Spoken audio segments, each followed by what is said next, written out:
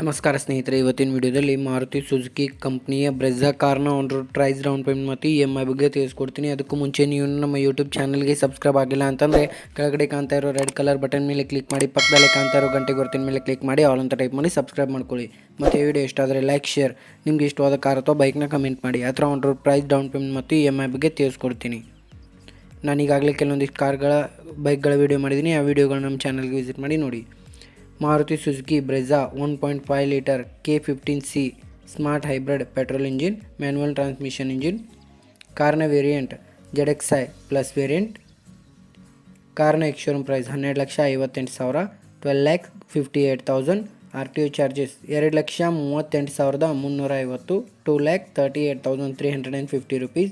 Insurance amount 59,750, 59,750 rupees. TCS fastag and other charges 18,500, 18,500.